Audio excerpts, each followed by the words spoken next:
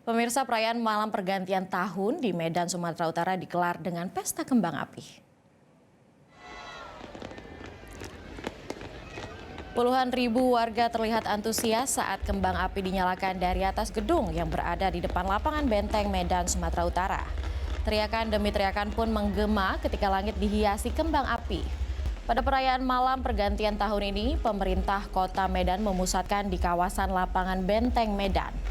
Sehingga saat kembang api menyala, warga Kota Medan dapat menyaksikan kemeriahan kembang api ketika jam 12 malam atau 00 waktu Indonesia Barat.